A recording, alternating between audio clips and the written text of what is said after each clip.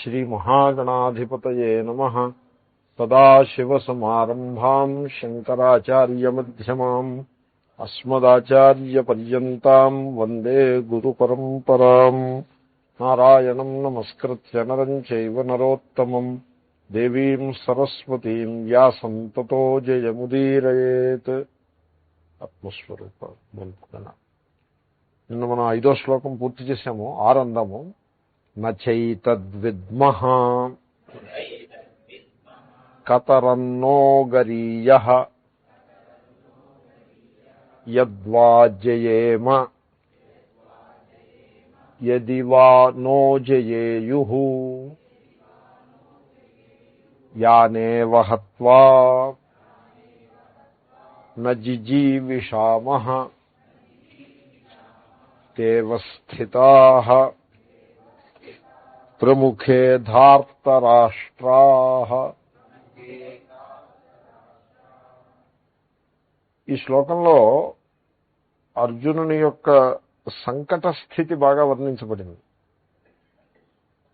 ఇలాగంటి స్థితి బహుశా అరుదుగా రావచ్చు జీవితంలో ప్రతి ఘట్టంలో కూడా మనకి ఏది కావాలి అనేది మనకి తెలుస్తూ ఉంటుంది. అది మోస్ట్ ఆఫ్ ది టైం వ్యామోహ రూపంగానే ఉంటుంది. మోస్ట్ ఆఫ్ ది టైం మన అసెస్మెంట్ రాంగే ఉంటుంది. But still whether it is right are wrong మనకి తెలుస్తూ ఉంటుంది. నాకేం కావాలో నాకు తెలుస్తూ ఉంటుంది. కానీ ఒకప్పుడు ఇటు అట కూడా తెలియని స్థితి కూడా ఉంటుంది. ఒకప్పుడు అలా కూడా ఉంటుంది. ఓసారి నేను రైల్వే స్టేషన్కి వెళ్ళా.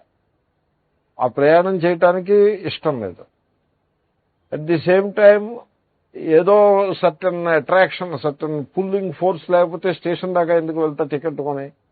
సో టికెట్ కొన్న తర్వాత ఇప్పుడు ట్రైన్ ఏదో ఆలస్యం అవుతుందనో ఏదో అన్నారు. అంటే ఇప్పుడు సంతోషించాలా, ఆలస్యం అవుతుంది లేకపోతే క్యాన్సిల్ అవుతుందని సంతోషించాలా లేకపోతే దుఃఖించాలా, ఇది అర్థం కాక నేను చాలా ఇబ్బంది పడ్డా. సో అదే టికెట్ కొనుక్కున్న తర్వాత అలా జనరల్గా ఉండదు. త్వరగా అలా ఎందుకు ఉంటుంది? జనరల్గా టికెట్ కొనుక్కున్నామంటే we would like to go forward. అంతేగాని టికెట్ కొనుక్కున్న తర్వాత కూడా ఇది వెళ్ళాలా అక్కర్లేదా, క్యాన్సిల్ అయిపోతే బాగుండేమో, మనం అలాంటప్పుడు ఆ టికెట్ చింపవతల పరిస్థితి ఇంటికి వెళ్ళిపోవచ్చు కదా, అవి అలా కాదు వెళ్తే మంచిదేమో అని ఈ విధంగా ఇటువంటి సంకట స్థితి అరుదుగా జీవితంలో వస్తుంది. కానీ ఇప్పుడు అర్జునుని పరిస్థితి అలాగే ఉంది. దానిని చాలా ఇంట్రెస్టింగ్గా అతని ఈ శ్లోకంలో అంటాడు. నచ ఏతత్ విద్మః, ఇది నాకు తెలియట్లేదు, నాకు అంతు పట్టటం లేదు. నచ ఏతత్ విద్మః ఏమిటి? కతరన్నో గరీయః నహ మాకు కతరత్ గరీయః. సో కతర కథమ అనే 2 పదాలు ఉన్నాయి. డతరచ్ అనే ప్రత్యయం కిమ్ శబ్దం మీద. సో కిమ్కి కా వస్తుంది. సో కిమ్ ప్లస్ డతరచ్ వేసుకుంటే కా ప్లస్ కతర అవుతుంది. ఎనీవే రెండింట్లో ఒకటి చెప్పేప్పుడు కతరా అని వస్తుంది, అనేకంలో ఒకటి చెప్పేప్పుడు కథమ అని వచ్చేస్తుంది. డతరచ్ డతమచ్ అని 2 ప్రత్యయాలు అవి. సో ఇప్పుడు ఇక్కడ 2 ఆల్టర్నేటివ్స్ ఉండి దీంట్లో ఏది మంచిది నాకు తెలియకుండా ఉంది అని అంటున్నాడు. కతరత్ నో గరీయః నహ మాకు కతరత్ గరీయః, ఆ రెండింట్లో ఏది గొప్పది? గరీయః అంటే గొప్పది. ఈ సంగతి తెలియట్లేదు. ఏమిటా 2ను? యద్వా జయేమ యదివానో జయేయుః. యద్వా జయేమ దాంట్లో ఒక పక్షం మేము జయించుతాము, మాకు విజయం వస్తుంది. రెండో పక్షం యదివా నో జయేయుః నహ మమ్ములను జయేయుః, వాళ్ళు జయిస్తారు. కౌరవులు మమ్మల్నే జయించేస్తారు, మేము ఓడిపోతాం అన్నమాట. దాని అర్థం మేము ఓడిపోతామని. సో ఇప్పుడు మనం నెగ్గడం మంచిదా ఓడిపోవడం మంచిదా? యద్వా జయేమ మేము నెగ్గడం, యదివానో జయేయుః వాళ్ళు మనల్ని జయించటం అంటే మనం ఓడిపోవడం. సో నెగ్గడంలో మనకి మంచి ఉందా, ఓడిపోవడంలో మంచి ఉన్నదా? ఈ సంగతి మనకి తెలియటం లేదు అని అంటున్నాడు. ఇంక వాడు యుద్ధం ఏం చేస్తాడండి?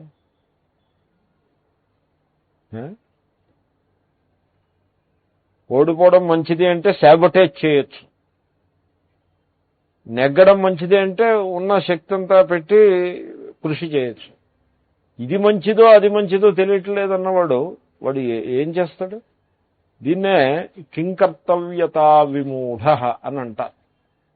ఏం చేయాలో అర్థం కానివాడు. జీవితంలో ఇలాగంటి స్థితి చాలాసార్లు ఉంటుంది. చాలాసార్లు కాదు, అరుదుగా ఉంటుంది, బట్ ఉంటుంది. ఇలాగంటే సందర్భం రాకపోవడం అనేది ఏం లేదు, అసంభవం ఏం కాదు, వస్తూ ఉంటాయి అప్పుడప్పుడు. కానీ ఇది ఇటువంటి స్థితి వచ్చినప్పుడు మాత్రం అది చాలా నిర్ణాయకమైన స్థితిగా ఉంటుంది. ఇప్పుడు ప్రమోషన్ మీద ట్రాన్స్ఫర్ చేశారనుకోండి, అలాంటి స్థితి అది. ఈ ప్రమోషన్ పుచ్చుకుని వెళ్ళాలా, లేకపోతే ప్రమోషన్ రిజెక్ట్ చేసి లోవర్ పోస్ట్లో ఇక్కడే ఉండాలా, ఏది మంచి? ఎంత డిఫికల్ట్ సిచ్యువేషన్ చూడండి. కొంతమంది అంటారు ప్రమోషన్ తీసుకోకపోతే ఎలాగా, కెరియర్ చాలా ఇంపార్టెంట్ కదా అని దాని ఆర్గ్యుమెంట్ దానికి ఉంటుంది. ఈ డిస్లొకేషన్ వచ్చేస్తుంది, పిల్లల చదువు చెడిపోతుంది, ఏదో కడుపులో చల్ల కదలకుండా హాయిగా ఉంటున్న వాళ్ళం ఇప్పుడు కొత్త ప్లేస్లో ఈ known devil is better than an unknown devil అని నిరుత్సాహం ఉంటుంది. కాబట్టి ప్రమోషన్ మీద వెళ్ళాలా, వాడికి అంటారు ఆఫీసర్ కనుక పిలిచి ప్రమోషన్ మీద ట్రాన్స్ఫర్ అవుతావా లేకపోతే ఉన్న సీట్లోనే ఉంటూ ఇక్కడే ఉంటావా అని అడిగితే ఆలోచించి చెప్తానని అంటాడు వీడు. ఇటో అటో చెప్పడం. ఇంకా ఆలోచన తెగి ఆలోచన కాదు, అది తెగదది. సో అర్జునుడు అంటాడు యద్వా జయేమ యదివానో జయేయుషి. మేం జయిస్తే మంచిదా, గరీయ ఏది గొప్పది, మాకు ఏది మంచిది, వాళ్లే జయించేస్తే మంచిదా. ఇప్పుడు వాళ్ళు జయించారనుకోండి, దాని అర్థం ఏంటి? మేం ప్రేమించే వాళ్ళు ఎవళ్ళైతే ఉన్నారో వాళ్లే వాళ్ళు మా బంధువర్గమే. ఇప్పుడు భార్యాభర్త కలిసి ఎలక్షన్లో పోటీ చేశారనుకోండి, చెరో ఆపోజిట్ పార్టీలో, ఏదొచ్చినా వాళ్ళకే లాభం. వీళ్ళు నెగ్గినా వాళ్ళకే లాభం, వాళ్ళు నెగ్గినా వాళ్ళకే లాభం. ఎందుకంటే ఏది ఎవరు నెగ్గినా వీళ్ళ తరఫు నుంచి రిప్రజెంటేషన్ ఉంటుంది. అలాగా ఎనీవే వీళ్ళు నెగ్గారనుకోండి, ఎలాగా విజయం ఎప్పుడూ అదే ఆనందదాయకం. వీళ్ళు నెగ్గకుండా అవతల వాళ్ళు నెగ్గారనుకోండి, అది మంచిదే. ఎందుకంటే వాడు సెకండ్ దాంట్లో అంటున్నాడు యానేవ హత్వా న జిజీవిషామః తేవ స్థితాః ప్రముఖే ధార్తరాష్ట్రాః. ప్రముఖే అంటే ఎదురుగా, మా ముందు ఎవళ్ళున్నారు?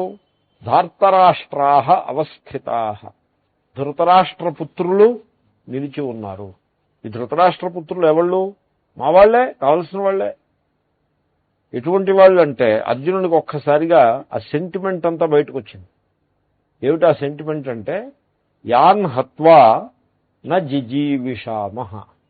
వాళ్ళని సంహరించినట్లయితే ఆ తర్వాత బ్రతుకు మీద ప్రీతి మాకు కూడా అవతలకి పోతుంది. న జిజీవిషామః జీవితం ఇచ్చామః నా. సో వాళ్ళందరూ కులాసాగా ఉంటే మాకు కూడా కులాసాగా హ్యాపీగా బతకాలని అనిపిస్తుంది. వాళ్ళందరూ మట్టుబెట్టబడిన తరువాత మనం జీవించాలనే ఉత్సాహమే చచ్చిపోతుంది. సో ఎందుకంటే వాళ్ళందరూ కావాల్సిన వాళ్ళు, దాంట్లో పై వాళ్ళు ఎవ్వరు లేరు, అందరూ బంధువర్గం. కాబట్టి మేం జయిస్తే మంచిదా, వాళ్ళు జయిస్తే మంచిదా, మేము వాళ్ళని సంహరిస్తే మంచిదా, వాళ్లే వచ్చేసి మమ్మల్ని సంహరించేస్తే మంచిదా, దీంట్లో ఏది శ్రేష్టము, ఏది గరీయ గొప్పది అని హితము, ఇది తెలియకుండగా ఉన్నది అని అంటాడు. అంటే ఇది చాలా మనస్సు చాలా దుర్బలమైనటువంటి స్థితిని చేరుకుంది. ఎప్పుడు కూడా యుద్ధము అంటే జీవితంలో ఇక్కడ యుద్ధం అంటే జీవితమే ఒక యుద్ధం, జీవిత సంగ్రామం. సో అంతా సింబాలిజం కదండి, highly symbolic it is. So it's historic, but at the same time it is highly symbolic. So జీవిత సంగ్రామంలో కూడా ఇటువంటి ఆ గడ్డు పరిస్థితులు మనకి ఎదురవుతూ ఉంటాయి. ఏం చేయాలి, ఇలా చేయాలా అలా చేయాలా, ఇది మంచా అది మంచా, ఏమిటో తోచటం లేదు, మతిపోయినట్టుగా ఉంది అని ఇటువంటి ఇటువంటి సందర్భాలు వస్తూ ఉంటాయి. ఈ సందర్భాలన్నింటి వెనుక తీవ్రమైన ఆసక్తి ఉంటుంది. ఆసక్తి కారణంగానే ఇలాగంటి సంకట స్థితి ఏర్పడుతుంది. అటువంటిప్పుడు మనకి శాస్త్రం యొక్క ఉపదేశం ఏమంటే, నీవు రాగద్వేషాలకు అతీతంగా నిలిచి నీ కర్తవ్యాన్ని నువ్వు పూర్తి చెయ్యి అనే శాస్త్రం యొక్క ఉపదేశం. మొత్తం గీత యొక్క ఈ ఉపదేశ సందర్భంలో ఉండే రహస్యం ఏమిటంటే, సంసారమునందు తీవ్రమైన రాగద్వేషాలు ఉండటం చాలా తరచుగా జీవితంలో ఉంటుంది, ప్రతి వ్యక్తి జీవితంలోనూ ఉంటుంది. ఆ రాగద్వేషాలకి వశుడవై అప్పుడు యాక్షన్ తీసుకోవడం కంటే రాగద్వేషాలకు అతీతంగా నిలిచి నీ కర్తవ్యాన్ని నువ్వు చెయ్యి అని ఉపదేశం, శ్రీకృష్ణుడి యొక్క ఉపదేశం యొక్క సారాంశం అది. తర్వాత entire emphasis is on duty. Duty ఒకప్పుడు ప్లెజెంట్గా ఉంటుంది, ఒకప్పుడు ప్లెజెంట్గా ఉండదు, ఒకప్పుడు చాలా అన్ప్లెజెంట్ డ్యూటీ ఉంటుంది. ఇప్పుడు సపోజ్ మీ డ్యూటీ ద్వాదశి నాడు పొద్దున్న భోజనం చేయడం డ్యూటీ, ఏకాదశి నాడు ఉపవాసం భోజనం మానేయడం డ్యూటీ. రెండు డ్యూటీలే. దీంట్లో ఏకాదశి నాడు ఉపవాసం అన్నది it's a kind of unpleasant duty. అలవాటైతే పర్వాలేదు, it's a kind of unpleasant duty. Dwadashi నాడు పొద్దున్న భోజనం చేయడం ఇట్స్ డ్యూటీ, భోజనం చేసి తీరాలి. ఎంత ప్లెజెంట్గా ఉందో చూడండి ఆ డ్యూటీ. సో డ్యూటీ అన్నది ఏదో దృష్టాంతం చెప్పాను, ఇలాగే ఉంటాయి, అనేక దృష్టాంతాలు ఉంటాయి. ఒకప్పుడు duty very very very unpleasant duty అవుతుంది. ఏదో ఎవరికో వార్త చెప్పాల్సి వస్తుంది, పోస్ట్ మ్యాన్ డ్యూటీ చెప్పాను మీకు ఒకసారి. సో చాలా చెడ్డ వార్తని మోసుకెళ్లాల్సి ఉంటుంది, దట్ ఈజ్ హిస్ డ్యూటీ. కానీ ఎవళ్ళు కూడా ఇష్టపడరు అలాగంటి డ్యూటీ చేయటానికి, కానీ చేస్తారు. సో కనుక ఈ విధమైనటువంటి పెద్ద సంశయంలో అర్జునుడు పడి ఉన్నాడు. ఇటువంటి సంశయం వచ్చినప్పుడు ఏం చేయాలంటే, ఆ ధర్మ సంకటము అని అంటారు, ఆ ధర్మం ఇది ధర్మమా అది ధర్మమా, ఇది మంచా అది మంచా అనేటువంటి ఇంత గభీరమైన సందేహంలో మనిషి ఉన్నప్పుడు ఎవరైనా మహాత్ములను అడిగితే మంచిది. ఎవరైనా సలహా, పెద్దవాళ్ళని సలహా అడిగి వాళ్ళు చెప్పినట్టుగా చేస్తారు. అయితే మానవుని సంశయ స్వభావం ఎలా ఉంటుందంటే, వీడు సలహా అడిగాక అవతల వాడు సలహా చెప్పాక కూడా ఇంకా వీడు సంశయంలోనే ఉంటాడు. ఈ సంశయాన్ని వీడి సలహా పాటించాలా లేకపోతే పాటించకూడదా, అది మళ్ళీ అలాగంటే సంశయం. కాబట్టి ఈ సంశయం అన్నది తెగదిది, ఇటో అటో తెంపు చేసుకోవాలి, కానీ అలాగ సంశయంలోనే ఉండిపోకూడదు. సో ఇప్పుడు కొంతమంది ఏం చేస్తారు, రెండు కాగితాలు రాసి దేవుడి దగ్గర పెట్టి ఏదో ఇటు తిప్ప ఒక కాగితం తీసుకుంటే ఏదో వస్తుంది కదా, ఆ తర్వాత ఇది కరెక్ట్గా వచ్చిందా అని మళ్ళీ సందేహమే. అలాగే ఏదో కాయిన్ వేయడం అనేది పెడతాడు, కాయిన్ ఏదో పడుతుంది, ఇటో అటో పడుతుంది. కాయిన్ వేస్తే మీకు it will settle one way or the other. ఈ ముందు కాయిన్ వేసే ముందు ఎంత ఉత్సాహంగా వేస్తాడంటే, ఈ కాయిన్ వేసి ఎలా వచ్చేస్తే అలా చేస్తానబ్బాయా, నాకు సమస్య తీరిపోయిందని కాయిన్ వేస్తాడు. తీరా కాయిన్ సెటిల్ చేసిన తర్వాత వీడికి మళ్ళీ అదర్ ఆప్షన్ ఉంటుంది చూడండి, ఆ ఆప్షన్ పీకుతూ ఉంటుంది. ఏమిటో ఈ కాయిన్ జడమైనటువంటి కాయిన్, ఇది how that can be real అని. మళ్ళీ ఈ విధంగా సంశయం మనిషిని చాలా ట్రబుల్ పెడుతూ ఉంటుంది. అంచేతనే ఈ విధమైన సంశయాన్ని, అంటే డౌటింగ్ థామస్ అంటారు ఇంగ్లీష్లో, అంటే వాడి స్వభావంలో డౌట్ బాగా బలంగా నాటుకుపోతుంది. డౌట్ చేయటమే వాడి పని అన్నట్టుగా తయారవుతారు. అది మంచిది కాదు. One should not be like that. ఇటో అటో తేల్చేసి సెటిల్ చేసేసి ముందుకు వెళ్ళిపోవాలి. జాగ్రత్తగా ఆలోచించేసి మీ అంతటా మీరే నిర్ణయం తీసుకోవటం, లేకపోతే ఎవరినో మహాత్ములను అడిగేసి అక్కడికి సెటిల్ చేసేయాలి.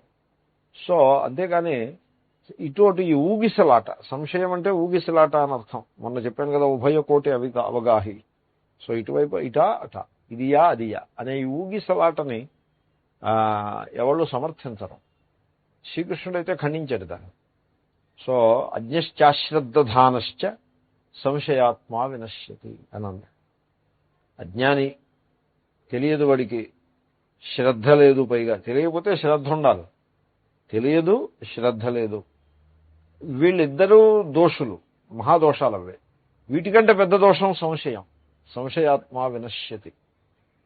సో సంశయాత్ముడికి జీవితంలో ఏ రకమైన సుఖము ఉండదు అని ఖండించారు.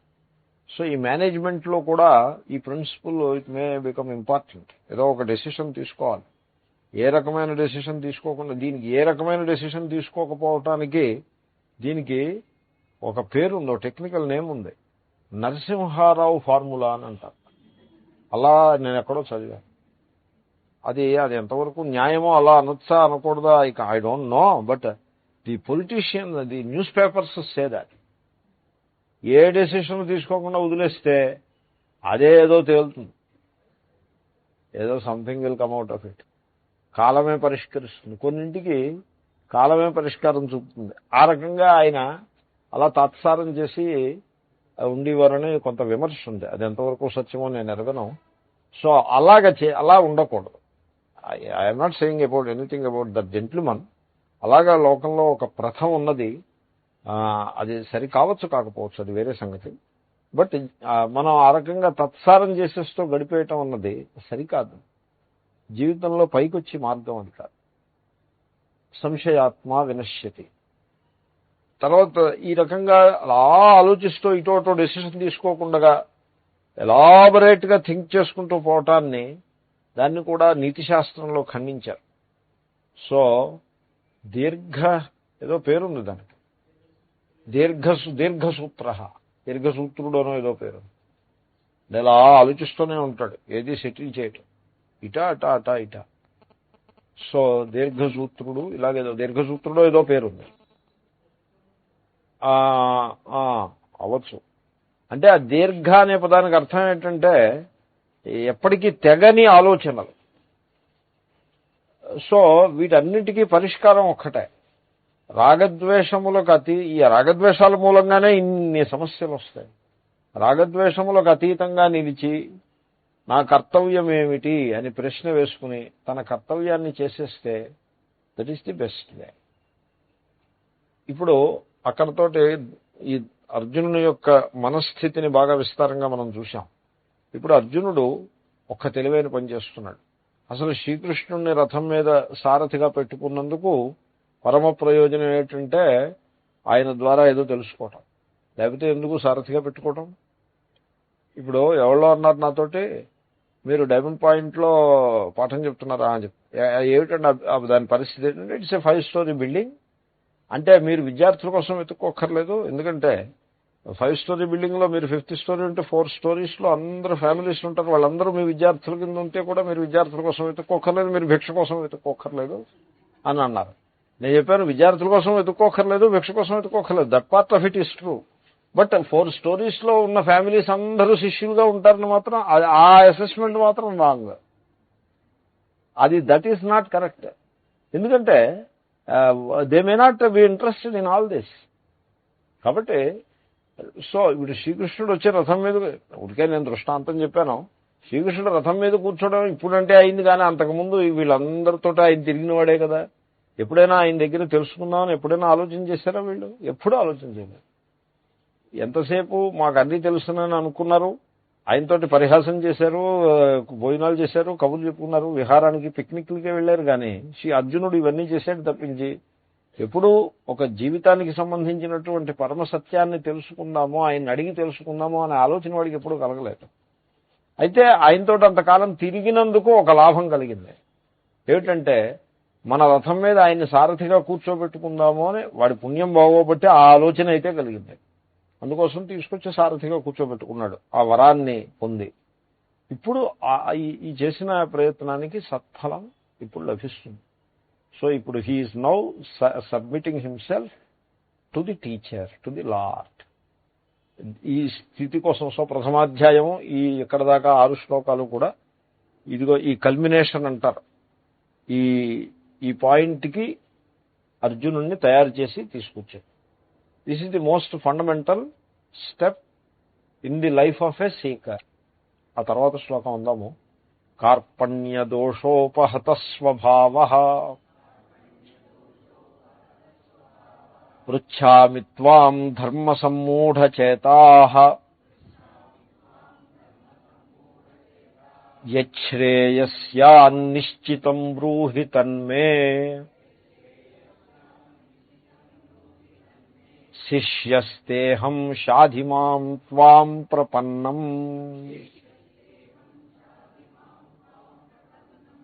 ఇది తరచుగా కోట్ చేస్తూ ఉంటారు.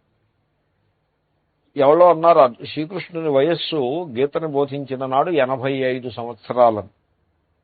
వాళ్ళందరూ పెద్ద వయస్సు. అంటే ముసలి వాళ్ళని అభిప్రాయం కాదు, అంటే they have a higher life span in those days. We have to think like that. So శ్రీకృష్ణుడి వయస్సే 85 ఏళ్ళు, అర్జునుడు 60-70 ఎంతో కొంత అర్జునుడికి ఉంటుంది. లేకపోతే సిమిలర్ సఖాయం సమానమైన సిమిలర్ వయస్సు ఉంది. ధర్మరాజు గారు పెద్ద, శ్రీకృష్ణుడి కంటే కొంచెం పెద్ద ఆయన. అంచేతనే శ్రీకృష్ణుడు ఎప్పుడూ ధర్మరాజుకి దండం పెట్టి వెళ్తూ ఉండేవాడు. ఆ రకంగా భాగవతంలో అక్కడ వచ్చింది. సో ఎనీవే 85 ఏళ్ల జీవితంలో వాళ్ళు కలిసి ఉన్నది సుమారు 70 ఏళ్ళు కలిసి ఉంటారు. చిన్నప్పటి నుంచి బావమరిది చాలా ప్రేమ అనురాగం. ఈ 70 ఏళ్లలో శ్రీకృష్ణుని దగ్గర ఒక మంచి మాట నేర్చుకుందామనే ఆలోచన ఏనాడూ కలగలేదు అర్జునుడు. ఇప్పుడు కలిగింది. సో చూడండి, కానీ శ్రీకృష్ణుడు పోనీ ఎప్పుడైనా వనవాస సమయంలో కూడా కలిశాడు అర్జునుడిని అనేక పర్యాయాలు. కలిసినప్పుడు ఏమో అర్జున, అయితే పాండవులారా ఈ సమయంలో కొంచెం వేదాంతం అది చదువుకోండి, తర్వాత నేను ఏదైనా కొంచెం మీకు ఆత్మస్వరూపాన్ని గురించి చెప్తాను తెలుసుకోండి అని ఆయన ఎప్పుడూ ఆఫర్ చేయలేదు. ఇప్పుడు ఈయన అడిగిన తర్వాతనే ఏదో as if he's waiting for this occasion. వాడు అడగడమే ఆలస్యం, ఏదో ట్యాప్ ఓపెన్ చేయడమే ఆలస్యం, దరదరదరలాడుతూ నీరు వచ్చేసినట్టుగా వీడు అడగడమే ఆలస్యం. మొత్తం ఉన్న సమయాన్నంతని కూడా వినియోగం చేసేసి 1 hour 1.5 hours లెక్చర్ ఇచ్చేస్తున్నాడు శ్రీకృష్ణుడు. 1 hour మొత్తం టీచింగ్ అంతా 1 hour. దాన్ని శ్లోకరూపంగా దాన్ని కూర్చేపటికి 600 శ్లోకాలు తయారైంది. కానీ ఆయన చెప్పిందంతా టకటకటక చెప్పేసుకుంటూ పోతే 1 hour టైం పడుతుంది. అంటే ఏవో క్వశ్చన్ ఆన్సర్స్ మధ్యలో అర్జునుడు మాట్లాడిన మాటలు లేకపోలేదు. బట్ సో అంత ఎలాబరేట్గా కంటిన్యూస్గా 1 hour 1 hour 15 minutes పాఠం చెప్పేశాడు. మొత్తం అంతా వేదాంతం అంతా ఆ టైంలో చెప్పేశాడు. As if he was waiting for this occasion. తన హృదయంలో ఉండే విజ్ఞానాన్నంతని, ఆ వేద సారమైన జ్ఞానాన్నంతని బయటపెట్టాడు. బట్ ఆ అకేషన్ వచ్చేటప్పుడు మాత్రమే చెప్పాడు. ఇంతవరకు ఒక్క మాట కూడా మాట్లాడలేదు. దీని అభిప్రాయం ఏమిటంటే, విద్యార్థి దానికి తగిన యోగ్యతగా ఉన్నప్పుడు మాత్రమే వేదాంతాన్ని బోధించాలి. విద్యార్థికి యోగ్యత లేనప్పుడు ఊరికే పోగేసి కూర్చోబెట్టి వాడికి అలా వేదాంతం చెప్తూ కూర్చోపెట్టడం అది పద్ధతి కాదు. అంటే దానివల్ల ప్రయోజనం ఉండదు. ఒకప్పుడు ప్రయోజనం లభించవచ్చు. ఇప్పుడు 10 మందిని పోగేసి ఏవో కొంత అనుకూలమైన పరిస్థితులు కల్పించి వేదాంతం బోధించినట్లయితే 5 మందికి అది వంట పట్టచ్చు, 5 మందికి వంట పట్టకపోవచ్చు. ఈ వేదాంతం వంట పడితే మంచిదే, వంట పట్టకపోతే మటుకు వాడు కొంచెం హాఫ్ వేలో ఉంటాడు. వాడు ఇటు సంసారానికి పనికిరాడు, అటు వైరాగ్యానికి పనికి. అలాగంటే డోలాయమాన స్థితిలో మనిషి పడిపోతాడు. దాంతో వాళ్ళు అలా ఇబ్బంది పడుతూ ఉంటారు. దే ఆర్ నైదర్ హీ నా ఘర్కా నా ఘాత్కా అనే సామెతతో ఉంది. అలాగా అటు ఘర్రే వదిలిపెట్టేస్తాయి. ఈ వేదాంతంలో ఇంకా ఘర్రే ఉంది. ఘాట్ అంటే పోనీ దీంట్లో ఇంక ఘాట్ అంటే ఇంకా పబ్లిక్. సో అలా సెటిల్ అయ్యాడంటే అది లేదు, ఇటు ఇల్లుకి సంబంధించి సెటిల్ అయ్యాడంటే ఇది లేదు. ఇప్పుడు ఒక ఆయన ఉన్నారు, 5 ఏళ్ళు వేదాంతం చదివి ఆ తర్వాత వెళ్ళి వివాహం చేసుకున్నాడు. ఇప్పుడు ఈ 5 ఏళ్ళు చదువు అదేదో వివాహం చేసుకుని పిల్లలు కానీ అంతా సెటిల్ చేసుకుని ఆ తర్వాత వచ్చి వేదాంతం చదువుకుంటే అదో రకంగా ఉంటుంది. 5 ఏళ్ళు ఈ కర్మ ఇదంతా కూడా దీన్నందరినీ కూడా నిరాకరిస్తూ ఉపదేశ సాహస్రి వివేకచూడామణి ఇత్యాది గ్రంథాలు చదివి ఆ తర్వాత వెళ్ళి వివాహం చేసుకుంటే ఇప్పుడు అది ఎంత ప్రాబ్లం అవుతుందో చూడండి. ఇంకా ప్రొఫెషన్కి దేనికి పనికిరాడు. ఈ వరల్డ్లీ ప్రొఫెషన్స్ ఉంటాయి చూసారా, ఆ ప్రొఫెషన్స్లో హీ కెనాట్ ఫిట్. ఎందుకంటే అతని మైండ్ సెట్కి ఈ వరల్డ్లీ ప్రొఫెషన్ అంత కన్వీనియంట్గా ఉండదు. So yet he cannot leave it. కాబట్టి it leads to certain problems. అంచేత వేదాంతాన్ని బోధించటము అంటే వాడు సర్వాత్మన శరణాగతి చేసి నాకు ఇది కావాలి, he has to choose it, he has to make a choice, I want this అని ఖచ్చితంగా ఇష్టపడి దానికి కమిట్ అయినటువంటి వాడికే వేదాంతాన్ని బోధించటం ఇదొక సంప్రదాయం. సో శ్రీకృష్ణుడు ఈ సందర్భంలోనే బోధించాడు. అర్జునుడు అడుగుతున్నాడు, హీజ్ సబ్మిటింగ్ హిమ్సెల్ఫ్, అంటే తన శరణాగతి చేస్తున్నాడు. సో శరణాగతి అన్నది ఆత్మజ్ఞానంలో వెరీ ఫస్ట్ స్టెప్. శిష్యస్తేహం షాధిమాం త్వాం ప్రపన్నం. త్వాం ప్రపన్నం, నిన్ను శరణు పొందిన. ప్రపత్తి, ప్రపన్నం అంటే ప్రపత్తి చేసినవాడు. ప్రపత్తి అంటే శరణాగతి. అసలు ఆ పదం ఎలాంటిదంటే ప్రపత్, పత్ ఆర్ పద్. పద్, పద్ అంటే పదం, పాదం. పాదానికి పత్ అని పేరు. పాదశబ్దం అనే స్థానంలో పద అన్నా పాదం అన్నా ఒకటే కదా. సో ఆ పద్ అంటే పాదము. ప్రా అంటే అగ్రము అనే అర్థంలో ఉపసర్గ. సో పాదాగ్రము అని అర్థం. ప్రపన్నం అంటే పాదాగ్రమును పట్టుకుంటా అంటే శరణాగతి అని. వెళ్ళి కాళ్ళ మీద పడ్డామంటారు చూడండి, అది ఇడియమాటిక్ యూసేజ్. కాళ్ళ మీద పడ్డామంటే వెళ్ళి సరెండర్ చేశాడు, శరణాగతి చేశాడని అభిప్రాయం. ఫిజికల్గా కాళ్ళ మీద పడచ్చు, పడకపోవచ్చు. ఒకడు ఫిజికల్గా కాళ్ళ మీద పడ్డామన్నా ఒకసారి పాదాభివందనం చేసేసి తర్వాత విషయం చెప్తాడు, అలాగే కాళ్ళే పట్టుకుని ఉండిపోతాడని కాదు. So it's a idiomatic usage. ప్రపత్తి, ప్రపన్న అంటే కాళ్ళు పట్టుకున్నాడు, లేకపోతే కాళ్ళ మీద పడ్డాడు అంటే శరణాగతి చేసినాడు. సో త్వాం ప్రపన్నం మాం షాధి, నిన్ను శరణాగతి చేసిన నన్ను నీవు మార్గదర్శనము చేయవలసినది. షాధి, శిక్ష, ఉపదేశమును ఇయ్యవలసినది, నాకు బోధించవలసినది, ఉపదేశించవలసినది అని అర్జునుడు అడుగుతున్నాడు. ఎందుకంటే అంతకుముందు అన్నాడు, నాకు ఈ యుద్ధం వద్దు, నేను హృషికేశ్ పోతాను, భిక్షాటనం చేసుకుంటాను అని అన్నాడే గాని he was not sure of that. If he was sure then శ్రీకృష్ణుడు ఏం ఆపడు వాడిని. He can as well walk away. Srikrishna also will walk away, no problem. But he was not sure. అలా అన్నాడే కానీ హీ వాజ్ నాట్ ష్యూర్. వెళ్ళిపోతానని అన్నాడే కానీ he was never sure of it. అది మీరు గమనించాలి. అంటే చాలా మంది ఏమైనా భ్రమపడతారంటే అర్జునుడు was about to walk away, శ్రీకృష్ణుడు చేపట్టుకుని ఆపేసి మళ్ళీ వెనక్కి లాక్కొచ్చాడు. అది చాలా తప్పది. It's not like that. అర్జునుడు he was not about to walk away. ఎందుకంటే వాడికే తెలిసిపోయింది ఏమిటి, ఇప్పుడు యుద్ధరంగాన్ని విడిచిపెట్టి వెళ్ళడం ఇది సందర్భంగా లేదనే సంగతి వాడికే అర్థమవుతోంది. ఇంచేతనే అర్జునుడు ఏమంటున్నాడంటే కార్పణ్య దోషోపహత స్వభావ. కార్పణ్య దోషము, కృపణ అనే పదం ఉన్నది. కృపణ అంటే లోభి అని అర్థం. ఇక్కడ యుద్ధానికి సందర్భంలో లోభమే ఉంది. యుద్ధానికి లోభమే ఉంటుంది అంటే బేలతనము, పిరికితనము అని అర్థం. యుద్ధంలోకి వచ్చే యుద్ధరంగంలో పిరికితనమే, ఇంకా అంతకంటే ఏముంటుంది. మార్కెట్లో లోభి అంటే ఆ పర్సు బయటికి తీసి ఖర్చు పెట్టడానికి వెనకాడేవాడు. యుద్ధరంగంలో లోభి అంటే బాణాలని శత్రువు మీద వేయటానికి సందేహం, మళ్ళీ వాడు కొట్టేస్తాడేమో అని భయం. మనం జయించాలా వాళ్ళని తెలియకుండా ఉంది, వాళ్ళు మన జయిస్తే మంచిదో తెలియకుండా ఉంది. సో ఈ విధమైన తర్వాత కృపణత్వము, సరే దయాగుణం చేతనే వచ్చింది కావచ్చు. అసలు మొత్తానికి యుద్ధం మీద ఒక రకమైన వైముఖ్యం కలిగింది. అది యుద్ధవీరుడికి తగని లక్షణము. అంచేతనే అర్జునుడు తన యొక్క ఈ లక్షణాన్ని కృపణత్వము, కృపణుని యొక్క లక్షణము అని ఆయన ఆ విధంగా అంచనా వేసుకున్నాడు. అయితే ఇంతకుముందు నేను మీకు మనవి చేశాను, సంజయుడు ఇదే లక్షణాన్ని కృపయావిష్ట అని అంచనా వేశాడు. దయాగుణం చేత ప్రభావితుడై పాపం అతను డోలాయమాన స్థితిలో ఉన్నాడు అని సంజయుడు అన్నాడు. ఒక పిరికితనంతో ఒక యుద్ధం అంటే తీవ్రమైన ఆసక్తి, బంధువుల మీద బాణాలు వేయడం ఏమిటి అనేటువంటి feeling, at the same time he cannot walk away. So ఆ రకమైనటువంటి ఆ కృపణ స్థితి, ఒక బేలతనము, అది నన్ను నా ఒరిజినల్ స్వభావాన్ని కప్పిపుచ్చినది. దోషోపహత స్వభావ, మౌలికమైన స్వభావం ఏమిటి, అతని స్వభావము, అతని శీలం ఏమిటి అంటే యుద్ధరంగంలో ధైర్యంగా నిలబడి శత్రువులని తునాతునకలు చేయటం అతని శీలము. That is what he is.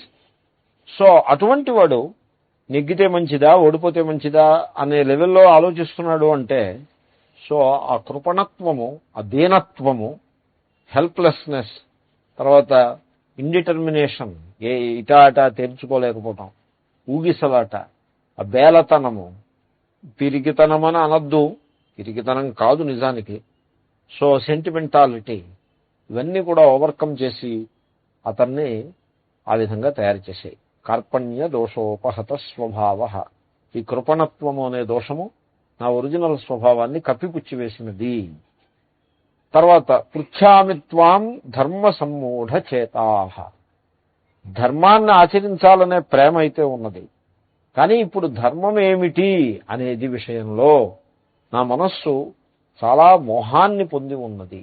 ధర్మే సమ్మూఢం చేతః యస్య సహ, ధర్మం విషయంలో మోహముని పొంది ఉన్న బుద్ధి గలవాడను. మోహము అంటే ఏమిటి? ఇదాదా తేల్చుకోలేకపోవడం. ఏది ధర్మం? ఇప్పుడు శత్రువు మీద బాణం వేసి వాడిని నేల కోల్చడం ధర్మమా, లేకపోతే వెనక్కి వెళ్ళిపోయి రక్తపాతం లేకుండా చేయటం ధర్మమా? ఏది ధర్మము అని ఆ విషయంలో సందేహంలో పడిపోయాయి. ఒకసారి మన భారతదేశ చరిత్రలో ఉన్న విషయమే చెప్తున్నాను నేను. ఒకసారి కలకత్తాలోనో నౌఖాళీలోనో ఎక్కడో హిందూ ముస్లిం కొట్లాట్లు అయినప్పుడు ముస్లిమ్స్ పెద్ద గ్రూప్స్ కింద వచ్చి ఆ లోకల్ హిందూస్ని ఊచకోత కోయటం జరిగితే ఈ విషయాన్ని మహాత్మా గాంధీ గారితో చెప్పారు. ఇలా జరిగింది, అక్కడుండే హిందూ సమాజం అంతా కూడా చాలా మంది ప్రాణాలు కోల్పోయారు, స్త్రీలు పిల్లలు కూడా చాలా ఘోరంగా ట్రీట్ చేయబడ్డారు, ఇది ఇలా జరిగింది అని గాంధీ గారికి చెప్పారు. చెప్తే ఆయన అన్నారు, మరి వీళ్ళు ఏం చేస్తున్నారు, ఎదిరించలేదా అని అడిగారు.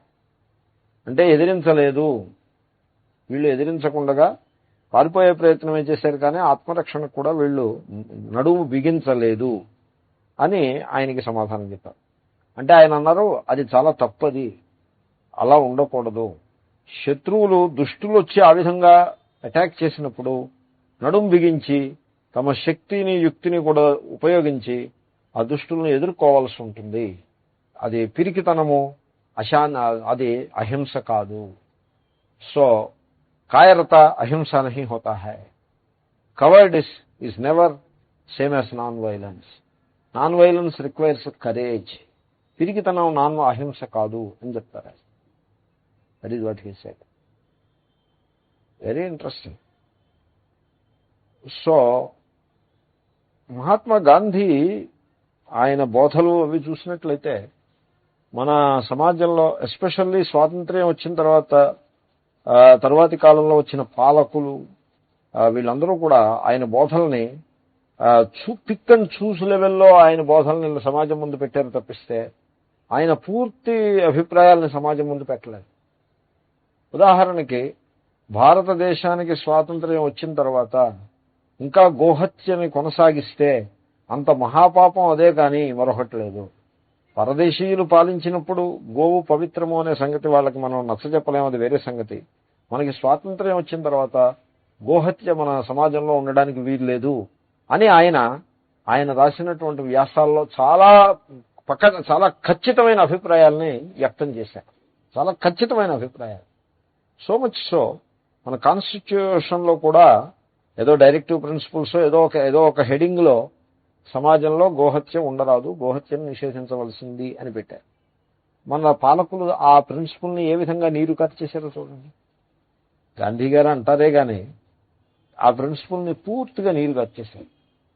భగవద్గీతని స్కూల్స్లో మతంతో సంబంధం లేకుండా అన్ని రకాల క్రిస్టియన్స్ ముస్లింస్ కూడా అందరి విద్యార్థులకి డిగ్రీ లెవెల్లోనైనా భగవద్గీతని అట్లీస్ట్ స్థూలంగానైనా సెలెక్టెడ్ వెర్సెస్ అయినా బోధించి తీరాలి, దాన్ని కరికులంలో పెట్టాలి అని ఆయన నిర్ద్వంద్వంగా, అంటే ఏ రకమైన సందేహానికి తావులేని విధంగా ఆయన అభిప్రాయాన్ని వ్యక్తం చేశారు. మన వాళ్ళు ఏం చేశారు? నీరుగార్చేశారు. ఆయన యొక్క బోధల్ని నీరుగార్చేశారు. నేను పోర్బందర్ వెళ్ళాను. పోర్బందర్లో ఆయన పుట్టి పెరిగిన ప్రదేశము ఎంత అధ్వాన్నంగా ఉంటుందంటే మీరు ఊహ కూడా చేయలేరు. You will be disappointed to the extreme. అక్కడికి వెళ్తే ఏదో ఆ బిల్డింగ్ని, ఆయన పుట్టి పెరిగిన బిల్డింగ్ని ఎవరో అమ్మేసి ఏదో చేయకుండా గవర్నమెంట్ వాళ్ళు ఒక గెజెట్ నోటిఫికేషన్ ఇచ్చి దాన్ని హ్యాండ్ ఓవర్ చేసుకున్నారు. అదో పని చేశారు. సో ఇప్పుడు గవర్నమెంట్ కబ్జాలో అయితే ఉంది, గవర్నమెంట్ హ్యాండ్ ఓవర్లో అయితే ఉంది, దాంట్లో సందేహం లేదు.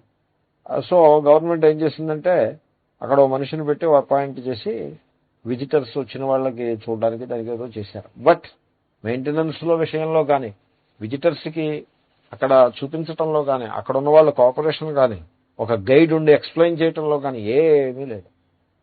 Nothing is they. సో అంటే తర్వాత ఆ గాంధీ గారి పోర్బందర్కి ఈ రాజకీయ నాయకులు ఎవరు వెళ్తామని కూడా నేను అనుకోను. వారే గాంధీ గారే సర్వం అనుకున్న పార్టీ వాళ్ళు కూడా ఈ లోకల్గా ఉండే ఓ విగ్రహంలో మెడలో మాల వేసి లేచాక వస్తారు తప్పిస్తే పోర్బందర్ వెళ్ళి అక్కడ కూర్చుని స్ఫూర్తిని తెచ్చుకుని అలాగేదో చేస్తారని నేను అనుకోను. So very very unfortunate thing it is. Anyway, so ధర్మ సమ్మూఢ చేత ఇదంతా నేను ఎందుకు చెప్పానంటే, అహింస అనేది కూడా ఒకటి ఉంది. It is a glorious value. But దాన్ని కూడా you should not confuse with performance of duty. దీన్ని కన్ఫ్యూజ్ చేయకూడదు. It has its own value. This is how it is. యుద్ధరంగము అంటే this is how it is. అహింస ఆ సిచ్యువేషన్ వేరే. Each is glorious. But in all circumstances duty is the first and foremost. ఆ సత్యాన్ని మనం మరవకూడదు. పిడికి బియ్యానికి ఒకే మంత్రం అన్నట్టుగా అంతటా అహింస అనే మాట పనికిరాదు. సో ఇప్పుడు రక్షణ ఇవ్వాల్సినటువంటి వీరుడు, యుద్ధ సైనికుడు, వాడు నేను తుపాకీ పేలిస్తే ఎలాగా, నేను బాణం వేస్తే ఎలాగా, రక్తం చిందిస్తే ఎలాగా అని ఇలాగంటే సెంటిమెంటల్లో పడి వాడు కనుక అక్కడి నుంచి పక్కకి తప్పుకున్నాడు అనుకోండి, అప్పుడు శత్రువు వచ్చేసి లోపల ఉన్నటువంటి వృద్ధులను, స్త్రీలను, పిల్లలను చాలా ఘోరంగా కత్తికి బలి చేసి వెళ్ళిపోయాడు అనుకోండి, ఏం అహింసది? దాన్ని అహింస అంటారా? తర్వాత ఇప్పుడు అడవిలో సింహము మేక ఉందనుకోండి, అక్కడ అహింస ఉండదు, అక్కడ హింసే ఉంటుంది. 2 సింహాలు ఉన్నాయనుకోండి, చక్కటి అహింస ఉంటుంది. హింస అనేది దరిదాపులకు రాదు. కాబట్టి పాకిస్తాన్ అటాక్ చేస్తే దానికి గట్టిగా మనం బుద్ధి చెప్పగలగనే స్థితిలో మనం ఉన్నప్పుడు హింస ఉండదు, యుద్ధం ఉండదు, పీసే ఉంటుంది. అటాక్ చేసినా వీళ్ళు దద్దమ్మలు రా అంటే వాడు సంవత్సరానికి ఒకసారి 2 ఏళ్లకు ఒకసారి అటాక్ చేస్తూ ఉంటాడు. ఇప్పుడు మొహమ్మద్ గజనీయో ఘోరియో 18 సార్లు అటాక్ చేశాడు. 18 సార్లు ఎందుకు అటాక్ చేశాడు? వాడు అసలు ఫస్ట్ అటాక్లో ఫినిష్ చేసి పారేయాల్సిన స్థితిలో సమాజం ఉంటే 18 సార్లు ఎందుకు అటాక్ చేస్తాడు? సమాజం నిర్వీర్యంగా ఉంది. వాడికి తోచినప్పుడల్లా అటాక్ చేసేవాడు. వాడికి ఏదైనా 10 రూపాయలు తక్కువ అనుకోండి, భారతదేశం రత్నగర్భలా ఉండేది. వాడికి ఏదైనా ఇష్యూ, పాకిస్తాన్ కూడా అంతే. పాకిస్తాన్లో ఇంటర్నల్ ఇష్యూ వచ్చిందనుకోండి, ఇండియా మీద అటాక్ చేయటం. రియల్లీ వాళ్ళకి ఇంటర్నల్గా ఏవో దెబ్బలాట్లు వస్తాయి. Very unstable society. It is a nation which is in conflict with in itself. It's a non nation. Pakistan is a non nation. I don't consider it as a nation. It's a non nation. So internal conflict is too much. ఆ internal problems వచ్చినప్పుడు India baiting or India bashing, that ఒక rhetoric ఒకటి మొదలుపెట్టి India మీద వ్యతిరేకంగా మాట్లాడడం, India మీద attack చేయటం, ఎల్ఓసి మీద ఫైరింగ్ చేయటం, లేకపోతే ఇండియా వాళ్ళని ఎవరిలో చంపేయటం, ఇలాంటివి ఏవో చేస్తే ఆ ఇంటర్నల్ ప్రాబ్లమ్స్ కొంచెం సద్దుమణుగుతాయి. అందరి దృష్టి కూడా డైవర్ట్ అవుతుంది. అలా చేస్తారు వాళ్ళు. ఇప్పుడు చేయమనండి అలా. No let them do no. ఇప్పుడు అటు ఆఫ్ఘనిస్తాన్ ఏదో చూసుకోవాలి, ఇంక ఇండియా జోలికి రాలేదు. కాబట్టి ఖచ్చితమైనటువంటి అవగాహన ఉండాలి. అహింసని డ్యూటీని కన్ఫ్యూజ్ చేయకూడదు. ఆ కన్ఫ్యూజన్లో పడ్డాడు అర్జునుడు. ధర్మ సమ్మూఢ చేత. నా ధర్మం ఏమిటి? ఇప్పుడు యుద్ధరంగంలో నిలబడి ఉన్నాడు. ఈ పాండవుల సైన్యాన్ని ముందుకు నడిపించవలసిన పూచియాత్ ఉంది. అతన్ని నమ్ముకుని వీళ్ళందరూ యుద్ధానికి వచ్చారు. అర్జునుడు కనుక ముందే నో అని చెప్పుంటే అసలు యుద్ధమే ఉండేది కాదు. ఎందుకంటే యుద్ధానికి ముందు ప్లాన్ ఉంటుంది. ఆ ప్లాన్లో ఇప్పుడు ఫుట్బాల్ గేమ్ ఉందనుకోండి, ఒక మెయిన్ అటాక్ ప్లేయర్ ఉంటాడు అపోజిట్లో. ఆ అటాక్ ప్లేయర్ చుట్టూ ఒకడిని పెడతారు, ఒకరినో ఇద్దరినో పెడతారు. దాన్ని స్టాకింగ్ అనో ఏదో అంటారు, దానికి ఏదో పేరు. వాడితో ఉంటాడు వీడు. వాడి ప్రతి మూవ్ని అబ్జర్వ్ చేస్తూ అడ్డుపడుతూ ఉంటాడు. అలాగా ఒకరిని పెడతారు. సో ఆ విధంగా యూ గాట్ మై పాయింట్. అదేవిధంగా ఇప్పుడు యుద్ధం అంటూ వచ్చినప్పుడు భీష్ముడికి ఎదురుగా యుద్ధం ఎవరు చేస్తారు? అర్జునుడు. Okay, settled. దుర్యోధనుడు, ఇక వాళ్ళు భీముడు. ఈ రకంగా వాళ్ళు వేసుకున్న ప్లాన్లో అర్జునుడు కవర్ చేయాల్సిన వాళ్ళు 2 3 4 ఉన్నారు. అర్జునుడు, ఎరా అర్జున నువ్వు ఇవంతా కవర్ చేస్తా ఉంటా, నేను చూసుకుంటా వాళ్ళ సంగతి. భీష్ముణ్ణి, ద్రోణుణ్ణి, కర్ణుణ్ణి నాకు వదిలిపెట్టేయండి మీరు అంటే అప్పుడు దుర్యోధనుణ్ణి, దుశ్శాసనుణ్ణి నేను చూసుకుంటా అని భీముడు. ఈ విధంగా వాళ్ళు ప్లాన్ వేసుకుని యుద్ధానికి వచ్చారు. అర్జునుడు కనుక అబ్బే భీష్ముడు తాత కదా, తాత మీద బాణం ఎలా వేస్తాను అన్నయ్యా అని ధర్మరాజుతో అంటే, అవునురా అర్జున నీ మాట కరెక్టే, మళ్ళీ వనవాసానికి పోదామని ముందే అడుగు ముందు వేస్తాడు. కాబట్టి ఇక్కడికి వచ్చిన తర్వాత మళ్ళీ శాంతి పన్నాలు అంటారు, వీటిని శాంతి పన్నాలు వల్లించుట అని అంటారు. ఇక్కడికి వచ్చిన తర్వాత శాంతి పన్నాలు వల్లించటం అది సందర్భంగా లేదండి. So he knew it, he guessed it. అంచేతనే నేను యుద్ధం మానేసేయటమే మంచిది, మనం ఇక్కడి నుంచి వెళ్ళిపోదాము అని ఖచ్చితంగా అంటలేదు. ధర్మ సమ్మూఢ చేత.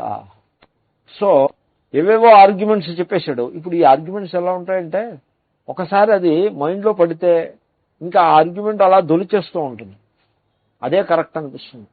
ఎప్పుడు ఒక శ్లోకం ఒకటి ఉంది, దేవతలు మన మీద కోపంగా ఉన్నారంటే మన బుద్ధిలో రాంగ్ అభిప్రాయం రూపంలో ప్రవేశిస్తే మన బుద్ధిని చెడగొడతారు. ఓ రాంగ్ ఐడియా ఒకటి బుద్ధిలో ప్రవేశపెడతారు. వీడు ఆ ఐడియాతో దాన్నే జస్టిఫై చేసేసుకుంటూ అదే కరెక్ట్ అనేటువంటి భ్రమలో ఆ ఐడియా వెంట పడిపోతాడు, అంతే నాశనం అయిపోతాడు అంతే. అదే దేవతలు మనల్ని ఆశీర్వదించాలనుకోండి, దేవతలు మన ముందు సాక్షాత్కరించి అలా వెలిగిపోతూ ఆశీర్వదించరు. అదే శ్లోకం ఉంది, అలాగా నాకు గుర్తు రావట్లేదు. వాళ్ళు ఏమైనా ఎలా ఆశీర్వదిస్తారంటే మీ బుద్ధిలో ప్రవేశించి మీకు ఒక మంచి ఆలోచన కలిగేట్లా చేస్తారు. దేవతల ఆశీర్వచనం అంటే దేవుడు మిమ్మల్ని ఆశీర్వదించాలంటే ఇలాగే ఆశీర్వదిస్తారు, మీకు ఒక మంచి ఆలోచన కలిగేట్లా చేస్తారు. ఇప్పుడు లక్ష్మీదేవి మీకు అనుగ్రహం కలిగించాలంటే ఏం చేస్తుంది ఆవిడ? అలా ధర కాసులు ఒలిగిపోవు. ఆవిడ ఏం చేస్తుందంటే, ఇదిగో ఈ స్టాక్ మంచిది అనే ఐడియా మీకు కలిగిస్తుంది. కలిగిస్తే మీరు వెళ్ళి ఆ స్టాక్ కొనాలనే ఐడియా కలుగుతుంది. మామూలుగా నీరసంగా ఉన్న మనిషి ఎందుకునో ఆ పూట వెళ్ళి ఓ 1000 10,000 షేర్లు కొనుక్కొస్తాడు. మొన్నాడు సడన్ గా it jumps up and he becomes rich. ఆ ఐడియా అలా కలిగిస్తుంది. బిల్ గేట్స్ రిచ్ అలాగే అయ్యాడు. ఎవరి దగ్గర పనిచేసేవాడు, ఏదో ఐడియా వచ్చింది, ఈ ఐడియాని వీడికి అందించేసేది ఏముంది, మనం రిజైన్ చేసి మనం సొంతంగా ఈ ఐడియాని మార్కెట్ చేద్దామని ఒక ఐడియా వచ్చింది. పక్కన ఉన్నవాడితో చెప్పాడు, అంటే వాడు సై అన్నాడు. ఇద్దరు రిజైన్ చేసి మొన్నటి పొద్దున్న ఓన్ కంపెనీ స్టార్ట్ చేశారు.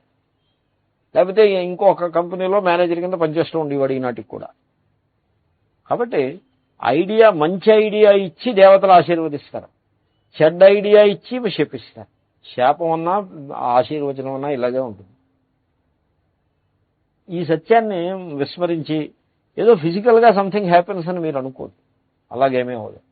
కాబట్టి ధర్మ సమ్మూఢ చేత. So Arjuna's problem is he could not decide between two conflicting ideas. ఇటు హింసకి పూనుకుని యుద్ధం చేయటమా, లేకపోతే అహింస పేరుతోటి యుద్ధరంగం నుంచి వెనుదిరుగుతాయా? ఏది ధర్మము? ఏది ధర్మం అనే సందేహంలో పడ్డాడు చూడండి. ఆ యుద్ధం నుంచి పారిపోవడమే ధర్మం అనే నిర్ణయంలో లేడు. ఎందుకంటే తెలుసు, క్షత్రియ వీరుడు, ఎంతో కాలం యుద్ధం అది చేసినవాడు, తెలుసు. He knew that somehow it is his duty to stand and fight. He knew it. At the same time, he is worried about spilling the blood of his own. Not spilling the blood. నివాత కవచులు అని ఒక రాక్షస గణం ఉంటుంది. వాళ్ళు 60,000 మంది నివాత కవచులు. ఇది భాగవతంలో కూడా వచ్చింది. పౌలోమాహ్ కాలకేయాశ్చ అని ఏదో ఉన్న వాళ్ళ పేర్లు. సో వాళ్ళ 2 గ్రూపులు వాళ్ళు, పౌలోమేనో ఏదో గ్రూప్ ఒకటి, కాలకేయులను ఒక గ్రూప్ ఒకటి. ఈ 2 గ్రూపులు కవచి వీళ్ళకి నివాత కవచాహ అని పేరు ఎందుకు వచ్చిందో పేరు. వాళ్ళు 60,000 మంది. ఈ అర్జునుడు ఒక సైన్యాన్ని తీసుకుని ఆ నివాత కవచుల మీద అటాక్ చేసి భయంకరమైన యుద్ధం చేసి మొత్తం 60,000 మందిని కూడా సంహరిస్తాడు. నివాత కవచులు అన్నవాళ్ళు లేకుండా చేస్తాడు. ఇంద్రుడు మహానందపడిపోయి ఏవేవో వరాలు ఇస్తాడు. కాబట్టి అర్జునుడికి రక్తాన్ని చిందించడం కొత్త ఏం కాదు. తన సమస్యలు ఏమిటంటే మన బంధువుల రక్తం చెందుతుందనేటువంటి బెంగే. That is his only problem. It is a very unfortunate way of looking at things. So చాలా మన రాజకీయ దృష్టాంతాలు ఇచ్చినట్లయితే కొంచెం మనుషులకు ఇబ్బందికరంగా ఉండొచ్చు. బట్ అలా అంటూ ఉంటాను, ఇస్తూనే ఉంటాను నేను. It's not that I total avoid. మనకి ఒక రాజకీయ నాయకుడు ఒక ఆయన ఉండేవారు. హిస్టరీలో పుస్తకాల్లో రికార్డ్ అయి ఉన్నది. ఇప్పుడు certain things are recorded, you cannot contradict that record. Abul Kalam Azam అని ఒక ఆయన, అబుల్ కలాం ఆజాద్ అని ఒక రాజకీయ నాయకుడు ఉండేవారు. పాకిస్తాన్ పార్టిషన్ టైంలో he stood on the side of India. చేతనే హిస్టరీ కదా, హిస్టరీ కాబట్టి నేను చెప్తున్నా. He's no more around. He's a historic personality like anybody else, like Nehru, Gandhi etcetera, or even Shivaji, అలాగంటే హిస్టారిక్ పర్సన్. సో అంటే కాలగర్భంలో కలిసిపోయినటువంటి అనేక క్యారెక్టర్స్లో ఇతను ఒకడు. అతను ఎందుకు వ్యతిరేకించాడు పార్టిషన్? ఏమని చెప్తారు? అతను దేశభక్తుడు అని చెప్తారు. It's okay, I appreciate it. కానీ అతని స్టేట్మెంట్స్ చూస్తే మటుకు they betray his real thinking. అతను ఏమనివాడంటే పార్టిషన్, అతను అడిగారు, మీరు పార్టిషన్ ఎందుకు వ్యతిరేకిస్తున్నారు? అఖండ భారత్ ఉండాలని మీ అభిప్రాయమా? అందుకోసం మీరు పార్టిషన్ వ్యతిరేకిస్తున్నారా అని అడిగారు. అడిగితే అతను అలా చెప్పొచ్చు కదా, ఎస్ అఖండ భారత్ మాత అలా చెప్పొచ్చు కదా. అప్పుడు దేశభక్తుడు అంటే మరి అదే దేశభక్తుడు అంటే. అతను అలా చెప్పలేదు. అతను తన అభిప్రాయం స్పష్టంగానే చెప్పాడు. ఇట్ వాజ్ రికార్డెడ్, రాశాడు కూడాను. ఏమనంటే, నా ఇంట్రెస్ట్ దేశం మీద కాదు, దేశం అఖండంగా ఉండాలని that was not my interest. My interest is what is beneficial for the Muslim community. And somehow I have an inkling that partition in the long run will not be beneficial for the Muslim community. Therefore I am opposing it అని చెప్పాడు. ఆయన he died in London or somewhere. ఆయన చచ్చిపోయే ముందు ఆఖరి విషయం ఏమిటని అడిగారు. అడిగితే you bury me in Saudi Arabia అని చెప్పాడు ఆయన. He was buried in Saudi Arabia. Buried or whatever. చూడండి. సో మనిషి ఇంటర్నల్ క్యారెక్టర్ అనేది ఒకటి ఉంటుంది.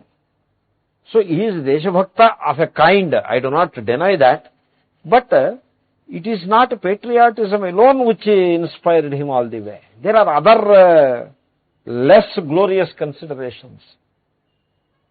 కాబట్టి అర్జునుడు కేవలం అహింస సిద్ధాంతాన్ని పట్టుకుని ఉన్నాడని మీరు అనుకోద్దు. There are less glorious considerations. ఏమిటంటే, he was not against spilling blood, he was against spilling the blood of his own. చూసారా, ఆల్రెడీ మీకు ఆ glorious principle has become half glorious.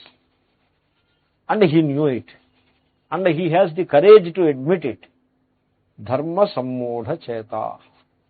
నాకు ఇది తేలటం లేదయ్యా శ్రీకృష్ణ, ఈ యుద్ధం నుంచి బయటకు పోవడమా, ఈ యుద్ధాన్ని నిలబడి చేసి వీళ్ళందరినీ బాణాలు వేసి చంపడమా, I could not settle it అని he rises above that topical issue. It's an immediate issue, topical issue. He rises above that and he is approaching the life in an overall situation.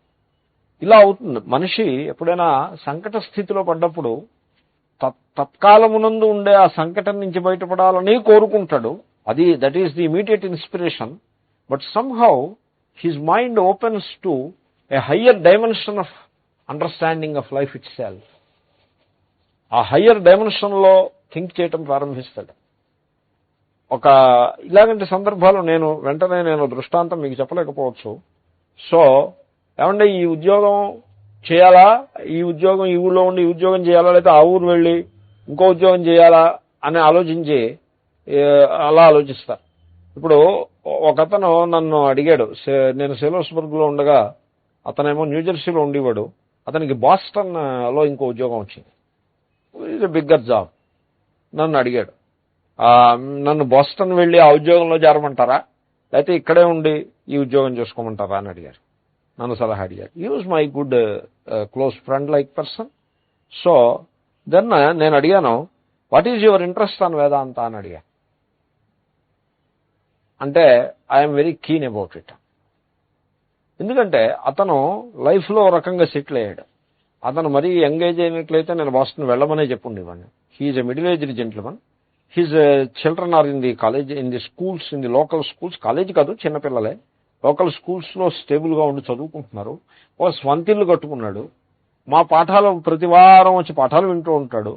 ఆశ్రమానికి దగ్గరలో ఉన్నాడు. ఇప్పుడు ఇది కంటే ఇంకొంచెం జీతం, కొంచెం జీతం కావచ్చు, చాలా జీతం కావచ్చు, ఎక్కువ వస్తుందనే కారణం చేత ఇది వదిలిపెట్టి బాస్టన్ వెళ్ళిపోయాడంటే ఇంకా ఆశ్రమానికి 6 మాసాలకు ఒకసారి రావడం కుదురుతుంది.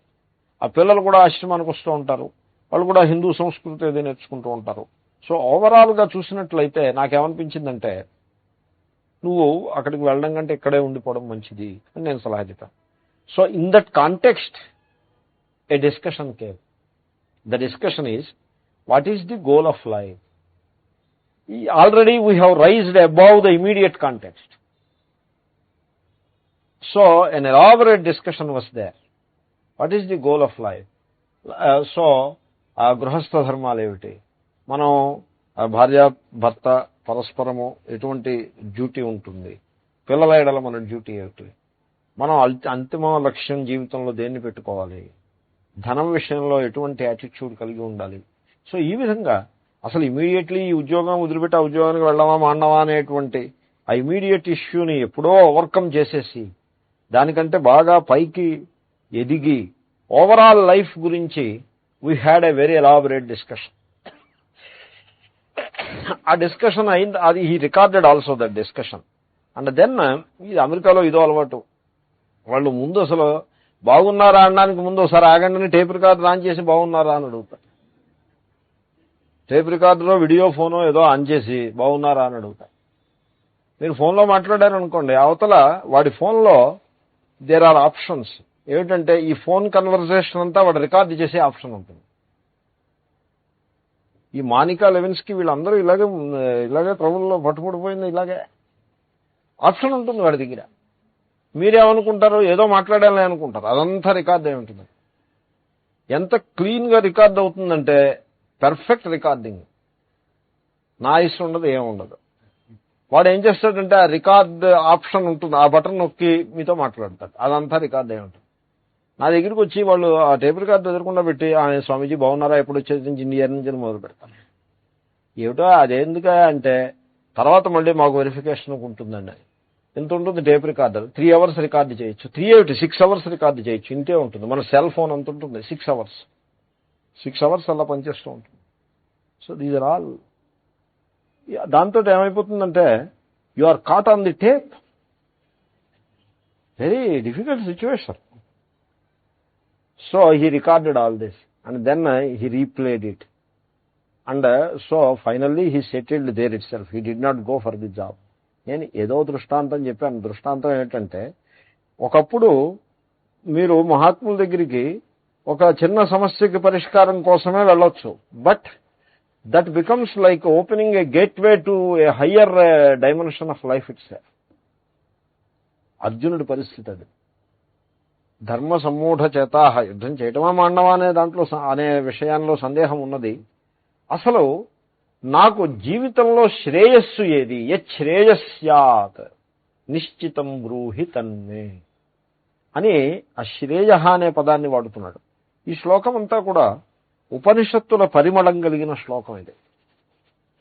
ఇక్కడ ఎందుకంటే శ్రేయ అని అడుగుతున్నా, ఏదో శ్రేయస్సు ఏమిటో చెప్పమని అడిగాడంటే దేర్ ఆర్ 2 things. దాంట్లో ఒకటే శ్రేయస్సు అవుతుంది. వన్ ఈజ్ శ్రేయస్, ది అదర్ బికమ్స్ ప్రేయస్.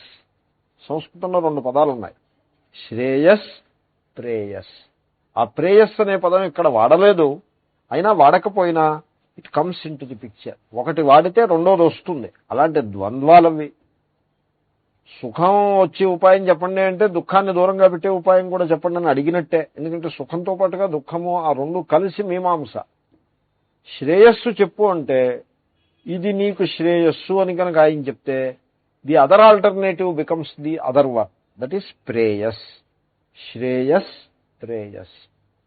చూడండి, జీవితంలో మనకి చాలా ప్లెజెంట్గా ఉండి చాలా ప్రీతికరంగా ఉండి ఎంతో ఉల్లాసాన్ని, తాత్కాలికంగా చక్కటి ఉల్లాసాన్ని కలిగించి దానికి ప్రేయస్ అని పేరు. తాత్కాలికంగా ఉల్లాసం కలిగించకపోవచ్చు, కాకరకాయ కూరలాగా తాత్కాలికంగా చేదుగా ఉండొచ్చు, సో ఇబ్బందికరంగానే ఉండొచ్చు, అవుట్ రైట్ డిఫికల్ట్గానే కూడా ఉండొచ్చు. కానీ మీరు కనుక దాంతో పెర్సిస్ట్ అయితే, అంటే మీ పెర్సిస్టెన్స్ అంటారు, మీ సహన శక్తిని, మీ యొక్క కమిట్మెంట్ని పరీక్ష చేసి ఇట్లాగే ఉండొచ్చు పరిస్థితి. ఆ మార్గము. కానీ మీరు కనుక దాంట్లో పెర్సిస్ట్ అయితే అది మీకు జీవితంలో మహోపకారాన్ని చేసి మీ జీవితాన్నే పునీతం చేసేస్తుంది. అటువంటి దాన్ని శ్రేయస్ అని అంటారు. శ్రేయస్, ప్రేయస్. ఇప్పుడు ఈ డైటింగ్లో మనకి ఎప్పుడూ ఈ మీమాంస వస్తూనే ఉంటుంది. భోజనం దగ్గర ఏది ప్రేయస్సుగా ఉంటుందో అది హానికారకంగానే ఉంటుంది. ఏ శ్రేయస్సో అది ప్రేయస్సుగా ఉండదు. They are two mutually excluding things, exclusive అయిపోతూ ఉంటాయి.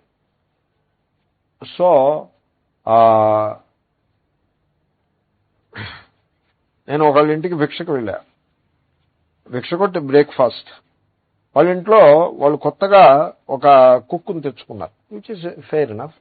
వాళ్ళు సంపన్నులు, కుక్కును పెట్టుకుంటారు, తప్పే ఉంది.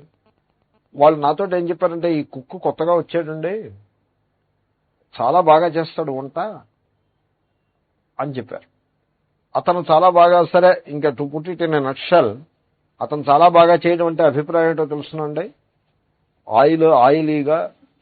Oily and rich food he serves. ఎందుకంటే మాస్టర్ని సంతృప్తి పరచాలంటే కుక్కుని మీరు పెట్టుకుంటే కుక్ మాస్టర్ని సంతృప్తి పరుస్తాడు. మాస్టర్ షుడ్ సే శభాష్ రా అని అనాలి. మాస్టర్ శభాష్ అని అనాలనుకోండి, మీరు బ్రేక్ఫాస్ట్ ఇడ్లీ కొంచెం కారం తక్కువ వేసినటువంటి వేరుశనగకాయ పచ్చడో లేకపోతే కొబ్బరికాయ పచ్చడో ఇచ్చారనుకోండి, మాస్టర్ శభాష్ అండవు. ఆ ఇడ్లీ తినేసి బ్రేక్ఫాస్ట్ అయిందనిపించి వెళ్ళిపోతాడు. అయితే మాస్టర్ శభాష్ అనాలంటే ఏం చేయాలి? పెసరట్టు చేస్తాడు, దాన్ని రోస్ట్ చేస్తాడు. పెసరట్టు అనేది ఎలా ఉంటుందంటే, కొంచెం ఆయిల్ ఎక్కువ వేస్తే దాని రుచి బాగా ఇనుమడిస్తుంది. ఆయిల్ ఎక్కువ వేయాలి, కొంచెం రోస్ట్ ఎక్కువ చేయాలి. Oil and roast, it is a deadly combination. Peroxides form అయిపోతాయి.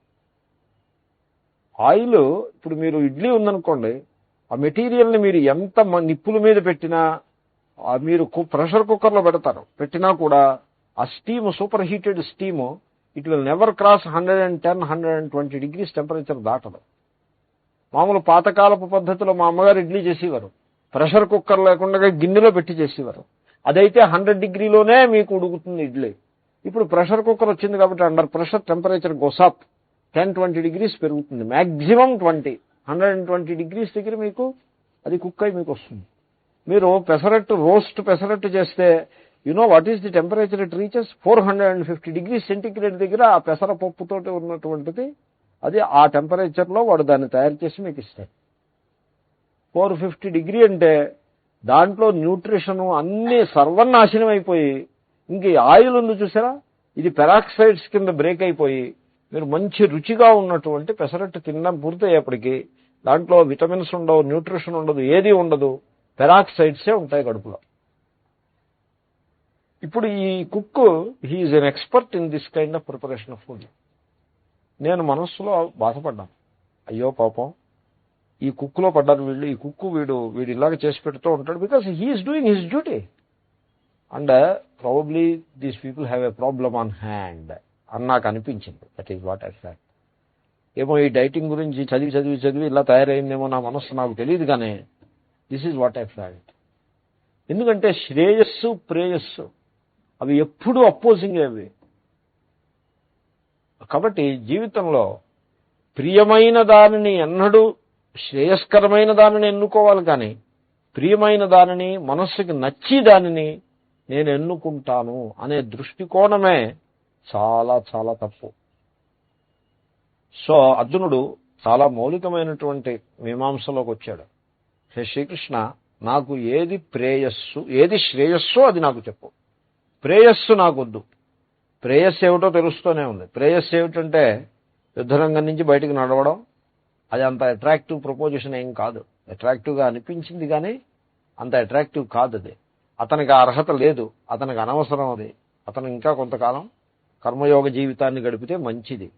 ఈ రకమైన రెనౌన్సియేషన్కి దానికి కంగారేం లేదు. సో ఇంతకీ అసలు రెనౌన్సియేషన్ జరగాల్సింది బాహ్యమునందు కానే కాదు. చిత్తత్యాగ ఏవ సంసార త్యాగ. చిత్తత్యాగమే ముఖ్యం. మరైతే ఈ సన్యాసులు ఉన్నారంటే సన్యాసులకి త్యాగానికి అంత అవినాభావ సంబంధం ఏం కాదు అది. సన్యాసులు ఉన్నారంటే అది సన్యాస ఆశ్రమం అన్నది ఆ ధర్మంలో భాగంగా ఉంది. ఆశ్రమం ఉండేప్పటికీ కొంతమంది some people spill into it. అది వాళ్ళ ప్రారంధ కర్మాధీనంగా జీవితాలు నడుస్తూ ఉంటాయి. సో మెనీ సర్కమ్స్టాన్సెస్ అండ్ వాళ్ళ ప్రారంధ కర్మ, తర్వాత వాళ్ళ పరిపక్వత అనేది ఒకటి ఉంటుంది. సో ఒకప్పుడు పరిపక్వత ఉండి సన్యాసులు అవుతారు, క్వైట్ ఆఫెన్ పరిపక్వత లేకుండా కూడా సన్యాసులు అవుతూ ఉంటారు. కాబట్టి the ashram itself is not the issue. చిత్తత్యాగ, మీ మనస్సులో ద స్పిరిట్ ఆఫ్ సన్యాస, ఎప్పుడైనా స్పిరిటే ఇంపార్టెంట్ ఉండే, not the letter. The spirit of sannyasa is more important than the letter of sannyasa. Spirit ఉందనుకోండి, లెటర్ లేకున్నా ఉన్నా లేకపోయినా పర్వాలేదు. స్పిరిట్ లేదనుకోండి, లెటర్ ఉండి ఉపయోగం లేదు. కౌముదీ యది కంఠస్థ వృథా భాష్య పరిశ్రమ, కౌముదీ యద్యకంఠస్థ వృథా భాష్య పరిశ్రమ. కౌముది కంఠస్థం చేస్తే మహాభాష్యం చదవటం పెద్ద అవసరం లేదు. కౌముది కంఠస్థం రాకపోతే మహాభాష్యం చదివి వేస్టే. మొత్తం మీద రెండు రకాలుగాను మహాభాష్యానికి సున్న పెట్టాడు. కానీ మహాభాష్యం చదివి వాళ్ళు ఎవరో కొంతమంది ఉంటారు, వాళ్ళు ఉంటారు, వాళ్లే చెప్పిన మాట ఇది. సో కాబట్టి నాకు శ్రేయస్సు ఏమిటి? ఇక్కడ శ్రేయస్సు అనే పాయింట్ ఏమిటో తెలుసిన, కర్మయోగం చేస్తూ డ్యూటీ చేస్తూ గృహస్థ జీవితంలో నిలబడి ఉండడం శ్రేయస్సా, లేకపోతే సర్వసంగ పరిత్యాగిగా భిక్షాటనం చేస్తూ ఒక పరమహంస పరివ్రాజకుడిగా ఉండడం మంచిదా అని అడిగి that is the question. So immediate topical context నుంచి దాన్ని చాలా హయ్యర్ లెవెల్ ఆఫ్ లైఫ్నే అర్థం చేసుకుని లెవెల్కి తీసుకువెళ్ళాడు దాన్ని, విచ్ ఈజ్ ఏ శ్రేయస్. మీరు అడిగి చూడండి ఎవరినైనా ఏది శ్రేయస్సు అని. లోకంలో ఎవరినైనా అడగండి, ఏమండి భార్యాపిల్లల్ని పోషిస్తూ గృహస్థాశ్రమంలో జీవించడం గొప్ప, లేకపోతే అన్ని వదిలిపెట్టేసి సన్యాసం తీసుకుని ఆ దేవుడికి జీవితాన్ని అంకితం చేసేయటం. దేవుడికి జీవితం అంకితం చేయడం ఏమిటి, అదో పిచ్చి ఫ్రేజ్. దేవుడికి జీవితాన్ని అంకితం దేవుడికి ఎందుకు జీవితం, వీడి జీవితం దేవుడు ఏం చేసుకుంటాడు? సో కొంతమంది అలా అంటారు, నేను ఇంక శేష జీవితాన్ని ఈశ్వరుడికి అంకితం చేస్తాను. What you mean by that? So which is superior అని అడిగితే మీకు అవుట్ ఆఫ్ 10 కేసెస్ 7-8 కేసెస్ ఏమని చెప్తారు? సర్వత్యాగం చేసేసి అలాగా భక్తి మార్గంలో నా ఈశ్వరుని ఆరాధన చేసేసుకుంటూ వెళ్ళిపోవడమే గొప్ప అన్నట్టుగా చెప్తారు. కానీ మీరు శ్రీకృష్ణుని గడికి అడిగినట్లయితే దానికి అంత గమ్మున ఆయన అలా చెప్పడం. ఆయన ఫిలాసఫీ ఎలా ఉంటుందంటే, నీ ముందు ఇంట గెలిచి రచ్చ గెలవాలి. నువ్వు ఉన్న స్థితి ఏమిటి, నీవు did you do adequate justice to your role, నీ డ్యూటీని నువ్వు ఎడిక్వేట్గా చేసావా, లేకపోతే ఈ డ్యూటీ కొంచెం బరువు జిజ్ఞాస అని మీకు మనం చేసే కదా. డ్యూటీలు బిల్లులు కట్టడాలు, 2 నెలలకోసారి బిల్లులు కట్టడాలు, పాల వాళ్ళకి డబ్బులు కట్టడం, మార్కెట్కి వెళ్ళి తీసుకొస్తూ ఉన్నావు, చాలా ఇష్యూస్ ఉంటాయి. ఫ్యామిలీ రేపటికి చాలా ఇష్యూస్ ఉంటాయి. ఈ ఇష్యూస్ అన్నింటినీ సెటిల్ చేసుకుంటూ కూర్చోవడం విసిగెత్తి సన్యాసం తీసుకుంటే మంచిదేమో, the fellow under the tree, ఈ సన్యాసి ఉన్నాడే పచ్చి పైలాసనో ఏదో అంటారు, అంటే ఫ్రీగా తిరిగేస్తున్నాడు, ఏమీ పట్టకుండాను, ఇదే బాగుంది జీవితం, స్వామీజీ మీ దగ్గరికి వచ్చేస్తాం మేము కూడాను, మమ్మల్ని కూడా మీతో పాటు తిప్పుకోండి హాయిగాను అని అంటూ ఉంటారు. అది అంత తేలిక కాదు, అలా అనిపిస్తుంది, దూరం నుంచి అలా అనిపిస్తుంది. సో దానికి చాలా పరిపక్వత ఉండాలి. లేకపోతే పరిపక్వత లేకుండా సన్యాసాశ్రమంలోకి వచ్చారంటే ఇది మహాభారం అయి కూర్చుంటుంది. ఈ బరువు బతుకున్నంతకాలం మోయాల్సిన బరువు అయిపోతుంది. వాడు అలా బరువుతో ఎంతకాలం బతుకుతాడు? సో దాంతో ఏమైపోతుందంటే ఆల్ కైండ్స్ ఆఫ్ వికృతులన్నీ ప్రవేశిస్తాయి. So he becomes a burden to himself and then he pushes himself on to others.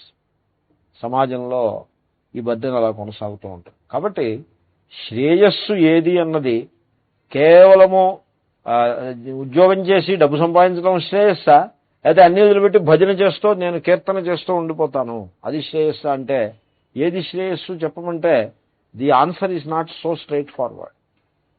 అదంత ఎస్ అన్నో కట్ అండ్ డ్రై ఆన్సర్ ఏమి ఉండదు దానికి. It depends on a number of factors. So anyway ఓవరాల్గా శ్రీకృష్ణుడైతే కర్మయోగం వైపు మొగ్గు చూపిస్తాడు. ఓవరాల్గా గీత యొక్క లక్షణం అలా ఉంది. సో ఎనీవే యశ్రేయస్యాన్ నిశ్చితం బ్రూహి తన్మే, నువ్వు చెప్పే సలహా చెవులకు ఇంపుగా ఉండకపోయినా పర్వాలేదు, నాకు హితం చేసేదైతే మంచిది, హితం చేసేదైతే చాలు. చెవులకి ఇంపుగా ఉండకపోతే పోనీ, ఇంపుగా ఉండకపోతే ఉండకపోయా, ప్రేయస్సు కాకపోయినా పర్వాలేదు, శ్రేయస్సు చెప్పు నాకు. నిశ్చితం బ్రూహి, ఖచ్చితంగా నాకు ఏది మంచో నువ్వు చెప్పవలసింది, మొహమాట పడవద్దు. నిశ్చితం బ్రూహి తన్మే. ఎందుకు చెప్పాలి? ఈ చెప్పడమే పనా? ఎందుకంటే ఒకప్పుడు చెప్తేనేమో అది అనుకూలంగా ఉండదు, చెప్పమని అంటారు, తీరా చెప్పిన తర్వాత ఇబ్బంది పడతారు. ఏమిటి ఇలా చెప్పాడు ఇటు అనుకుంటా. కాబట్టి ఎందుకు, వై షుడ్ ఎనీబడీ టెల్? నన్ను అమ్మగారు అడిగారు, ఏమండి నేనేమో 10 ఏళ్ల నుంచి నారాయణ మంత్రం చేస్తున్నాను, ఉన్నమో నారాయణాయ అని. ఈ మధ్యన మహాత్ములు వచ్చి ఈ నారాయణ మంత్రం మీరు చేయకూడదు, మీరు మానేసేయండి, అది విడిచిపెట్టేయండి అని చెప్పారు. ఇప్పుడు నన్ను ఏం చేయమంటారని అడిగారు. నేనున్నాను, నేను చెప్పనని చెప్పాను. ఎందుకు, why should I tell you? నన్ను ఫస్ట్ టైం కాకపోతే పను సెకండ్ టైం ఈ రకమైన ప్రశ్న మీరు అడిగితే అది అట్టి పెట్టుకోండి కానీ విడిచిపెట్టేయండి కానీ నేను ఎందుకు చెప్పాలి? What for? I will not tell you. అంటే అది కాదు స్వామీజీ, మీరు నన్ను అడిగితే మీరు చెప్తారని నాకు ఎవరో సలహా ఇచ్చారు, అందుకోసం మీకు దగ్గరికి వచ్చాను. నేను మీకు చెప్పాలని నేను అనుకోవట్లేదు. I will not tell you. ఎందుకు చెప్పరు మీరు? Okay, that I will tell you. ఎందుకు చెప్పరో చెప్తాను. ఏమిటంటే, మీరు ఇంతకు ముందు ఎంతమందిని ఎవరి దగ్గర తీసుకున్నారు మంత్రం అంటే 10 ఏళ్ల క్రితం ఆ మహాత్ములు నాకు ఇచ్చారు. ఆయన దగ్గర మీరు యథాశాస్త్రంగా ఆయన బోధించిన మీరు తీసుకున్నారా? ఎస్. 10 ఏళ్ళు చేశారా? ఎస్. మళ్ళీ ఈ మహాత్ముడిని మీరు ఎందుకు అడిగారు అంటే, ఈయన అడిగానండి, అడిగితే ఆయనేమో వద్దు, దాన్ని విడిచిపెట్టేయమని చెప్పారు. ఆ తర్వాత ఇంకెవరినైనా మహాత్ముల్ని మళ్ళీ కన్సల్ట్ చేశారా? ఇంకో మహాత్ముని కన్సల్ట్ చేశానండి, ఆయనేమో ఈయన చెప్పిందే కరెక్ట్. మరి అదే నేను ఇప్పుడు ఏదో చెప్తాను, ఇంకోళ్ళని కన్సల్ట్ చేస్తారు మీరు. ఈ కన్సల్టేషన్ ఇలా నడుస్తూనే ఉంటుంది. కనబడ్డ మహాత్ముడినలా అడుగుతూ ఉండడమే పని. అదో weakness of mind, nothing wrong in it. అంటే ఆయన ఎలా చెప్పాడు కదా, ఈయన ఎలా చెప్తాడు? ఈ మీమాంస నాకెందుకు, ఈ లౌక్యాలు అవి నాకు తెలియదు, నేను చెప్పను. మీరు ఎప్పుడు చెప్తారు? నేను చెప్పిన మాట మీకు ఫైనల్ అంటే చెప్తాను. ఇంకా మీరు ఈ మీమాంసను ఇక్కడతో ఫుల్ స్టాప్ పెట్టేసి నేను చెప్పింది ఫైనల్ అప్పుడు చెప్తాను. అంటే చెప్పండి, మీరు చెప్పింది ఫైనల్ అంటే నేను మీరు మళ్ళీ ఎప్పుడు వస్తారు? మళ్ళీ వారం వస్తాను, అప్పుడు అడగండి చెప్తాను. వాయిదా వేసా, ఎందుకంటే వెంటనే చెప్పను నేను. That possibility is they. Anyway she came back. అప్పుడు ఐ వాజ్ కన్విన్స్డ్. అప్పుడు చెప్పాను, అలా విడిచిపెట్టేయమని ఈయన చెప్పడం చాలా తప్పది. ఎవరో మంత్రం, ఓ పెద్ద ఆయన, ఓ మహాత్ముడు మంత్రం ఇచ్చారు, ఆమె శ్రద్ధగా చేసుకుంటున్నారు. ఈయన మధ్యలో ప్రవేశించి మంత్రం నువ్వు చేయొద్దు, మనసే విడిచిపెట్టే, he has no right to say that. He is wrong in that. అసలు మీరు అటువంటి అవకాశం ఆయనకి ఇవ్వటం మీకు తప్పు. మీకు ఆ పెద్ద ఆయన, ఒక ఆయన, ఓ మహాత్ముడు మంత్రం ఇచ్చినప్పుడు ఏ మంత్రం చేసుకుంటున్నామో దాన్ని రహస్యంగా పెట్టుకోవాలి, కానీ దాన్ని మళ్ళీ verifications, mutual comparison, this is all wrong. మీకు ఆ మొట్టమొదటి మంత్రం ఇచ్చిన ఆయనే కరెక్ట్. ఈయన అనవసరంగా ప్రవేశించి తప్పు చెప్పారు. మీకు నేను ఖచ్చితంగా చెప్తున్నాను, మీరు ఆ మంత్రాన్ని కొనసాగించండి, విడిచిపెట్టవద్దు అని చెప్పాను. So why should anybody tell? ఇటువంటి ధర్మ సంకటాలకి సమాధానం ఇది ఎందుకు చెప్పాలి? ఎదరవాడు what for he should tell? What is the reason? అంటే you are going to give some dakshina, for that reason he has to tell? What for? శిష్యస్తేహం, నేను నీకు శిష్యుడను కాబట్టి చెప్పు. అంటే వాడు he has to establish himself as a student. Student కాదనుకోండి, ఏదో పబ్లిక్ స్పీచ్ ఇచ్చి జనరల్గా ఓవరాల్ కబుర్లు 4 కబుర్లు చెప్పి వదిలిపెట్టచ్చు. శిష్యుడైతే ఆ పద్ధతి వేరు. శిష్యుడు అంటే అభిప్రాయం ఏమిటి?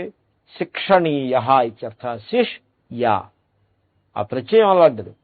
సో యా అంటే ప్యాసివ్ వాయిస్ లో ఉపయోగిస్తారు. One who needs to be trained, శిక్షణ ఈయదగ్గవాడు. సో నేను మీ దగ్గర శిక్షణను పొందుతాను. శిక్షణ అంటే నేర్చుకోవటం. నేను మీ దగ్గర ఆ జ్ఞానాన్ని పొందటానికి సంసిద్ధంగా ఉన్నాను. I commit my self to the knowledge. ఇప్పుడు ఇద్దరు గురువుకి శిష్యునికి బంధము ఏమిటి? జ్ఞానం. ఇప్పుడు బంధము అంటే కలిపేటువంటి లింక్ ఏమిటి? జ్ఞానం. ఇప్పుడు భార్యాభర్త, what is the link between the two? ధర్మం. ప్రేమ కాదు. ప్రేమ అంటే సమస్యలో పడుతుంది. ధర్మము ప్రేమ అనండి ఫెయిర్ ఎనఫ్. అయితే ప్రేమ ధర్మము అనండి ఫెయిర్ ఎనఫ్. ఎందుకంటే ఓ త్రాడు కొంచెం లూజ్గా ఉన్న రెండో త్రాడు కాస్తుంది. కేవలము ప్రేమ అని మీరు అట్టి పెట్టారనుకోండి, ఇట్స్ ఏ ప్రాబ్లం. ఎందుకంటే ఈ ప్రేమ అన్నది హ్యూమన్ ఇమోషన్స్ చాలా వేరియబుల్గా ఉంటాయి. ఎంత వేరియబుల్గా ఉంటాయంటే అత్యాశ్చర్యం కలుగుతుంది. ఒక young man he came to me, he wants to marry A young lady, an American lady. Parents, they tried their level best to stop that marriage. Because she is an American lady, itagadu he is an Indian, and that American lady, it is not first marriage to her, it is a second marriage, which is a very, very, very normal thing in American society. Adi anta normalo, probably you may not be able to imagine, I know. It is as normal as changing the shirt. It is a very normal thing for her. There is nothing abnormal in it. Whereas, it is the most abnormal thing for these people. And they tried their level best. అతను ఈ marriage అయితే చాలన్నట్టుగా కృషి చేశాడు. సరే, మేమే సలహా చెప్పాం, అతను అంతలా ఉన్నప్పుడు ఇంకెందుకండి, let it go on. Finally the marriage was consummated. Marriage అయింది, అయిపోయిందండి. 6 months తర్వాత మళ్ళీ వచ్చాడు నా దగ్గరికి. అతనే వచ్చాడు. 6 months అండి. వచ్చి, స్వామీజీ మీ ఆశీర్వచనం కావాలి, I have filed already a divorce notice, and నాకు ఈ బంధం నుంచి తొందరగా విముక్తి అయ్యేట్లో మీరు ఆశీర్వదించండి. Because a few $100,000 are involved. You cannot wriggle out so easily. American, it's not like India. Americans, Michael Jackson అని చూడండి, he is the richest guy, extremely powerful. Money power, అమెరికాలో money power is the only power. But he is shaking. If everything goes as expected, he will spend the rest of his life behind bars, I tell you. American society lo law is very powerful. Vadu Mike Tyson అని ఇంకో richest గా ఉండేవాడు. He spent 6 years in jail. తేలిగ్గా బయటపడ్డాడు. And Michael Jackson may spend the rest of his life behind bars. I will not be surprised. They won't leave him like that. American సొసైటీలో ఏం చేస్తారంటారండి, వాడిని మనిషికి ఆపర్చునిటీ ఇస్తారు. He grows and grows and grows. Now he is a very rich guy. Then they start pulling him down. They won't leave him there. He has to be pulled down. Bill Gates, they try to pull him down. ఎన్ని కేసులు ఉన్నాయో తెలిసిన Bill Gates మీద. Do you know how many hundreds of millions of dollars he already paid? Anti trust law suits ఎన్ని అంటే అవి never ending. ఏదో పెద్ద ధనవంతుడు కాబట్టి ఇంకా నిలబడి ఉన్నాడు. ఇంకా నా అభిప్రాయంలో అతను చేసిన దాన ధర్మాలే అతన్ని కాపాడుతున్నాయి. లేకపోతే ఈ పాటికి అతన్ని వీళ్ళు నేల మీదకి లాగేసి ఉండేవారు. ఇట్స్ అమెరికన్ సొసైటీ లక్షణం.